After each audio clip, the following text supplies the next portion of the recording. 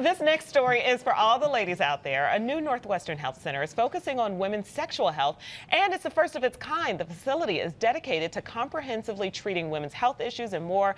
So the big question here, why is there such a social stigma surrounding women's health issues? So they're talking about menopause and some of like the other change. I guess I should face this way. So they're talking about menopause and some of the other issues that women end up going through. And it's like for a man, they never worry about like whether they're going bald or if they need Viagra. But for women, we can't talk about vaginal dryness. Right, and we should Viagra, be, like, and men should be Gras. concerned about vaginal dryness and menopause and all those things because they're living Hot with us flashes and dealing with us. But there's this stigma. I don't know. You know, it's crazy that even things like a female condom or things that you need to take care of yourself, and we make the world go round. Babies come through us. Hey, so you better if we're not preach. taken care of. How I'm do they going to come go ahead out? and say you made up like half of those words. Right. Oh, please.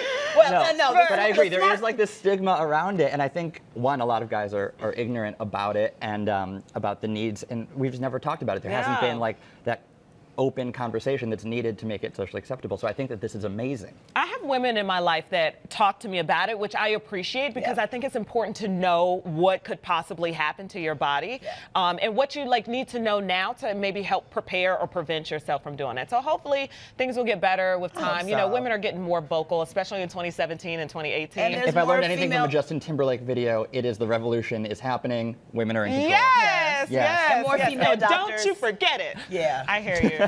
No, I hear you. All right, let's move on. For over a decade, the Huffington Post has relied heavily on unpaid contributors who've been inspiring writers, citizen contributors, and celebrities. The unfiltered journalism spread throughout the internet, providing mixed reports of essays. And this week, the company decided to dissolve the contributors in a move. So they're decluttering the site. That's what's happening. And Erica, you've actually contributed to the Huffington Post. You got the email. What's happening? Absolutely. I've been a contributor for years, and it's really was great for me. I was a comedic contributor on the for the Huffington Post. Then I started writing about other things. The thing is, we get this email. It's like we're fired all of a sudden, and some of us, like me, had stories that were already in the making. So now I have to figure out where am I going to go with these stories. So it's unfortunate, but I get it because now cab drivers, anybody and their mama, even my 5-year-old niece, you know, have a Huffington Post contributor title. So they're saying that they weren't getting paid, like Absolutely not. No. No, they weren't. I wasn't getting paid, but it was good for me because it gave me a lot of exposure. Oh, I get it. In this industry, there's a lot of free work before you make it. Yes, absolutely. But what would have been better would have been to actually offer some of us that really are good writers an opportunity to go ahead and pitch stories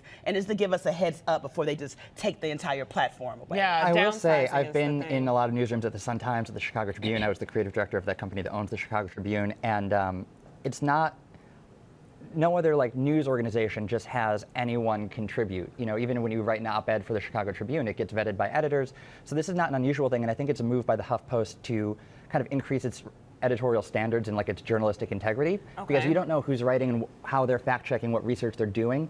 So that's kind of, I think, the company's impetus behind it is to say, you know, we want to be really a trusted news source, and if you have like a Wikipedia where anyone can submit to it, it's not quite that. It's not the New York Times. They said declutter, but I think it's more of a budgeting thing. I do think that it's also more money. Right, and you've got people that actually are really well educated and well versed on subjects writing, and you're not paying us. I just hope they keep the diversity. Having the open contributor gave opportunities for a lot of African American women of color to write for, you know, a valuable place, and a lot of people shut us out. Yeah, there you go. Well, the Tomb Raider franchise, let's move on. The Tomb Raider franchise is continuing without Angelina Jolie, and it's not going to star winner Alicia Vikander as the lead role, Lara Croft. So this film, we know it's a popular reboot that's based on a popular video game that is the first to have a female as a main character. So it's kind of a big deal, and it's like cool to see these females just kicking butt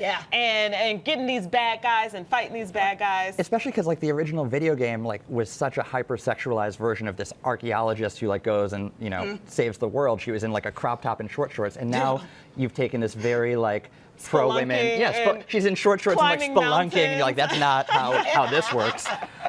Also, amazing how often archaeologists are tapped to like save the world. That's never happened before. But I do like that they've taken this, you know, kind of sexualized image and then given it a really female empowered twist. Yeah, I just sure. want them to put the dollars behind it with the advertising and marketing, because we see with the latest Proud Mary film with Taraji P. Henson, there's actually been rumors that maybe Sony, didn't really put the legs behind it. I don't think so. I just think that sometimes they don't know how to market movies with women as strong leads. Okay. And especially when it's an action film. But you've got to put those dollars behind it for marketing and advertising. But you have Wonder to do Woman it. did well. Oh, Wonder absolutely. Woman And that, did I think, really well. broke a lot of kind of preconceived notions on if a woman could lead an action film. And Wonder Woman Absolutely. proved that, yes, it can. And a woman can direct it. And that's awesome.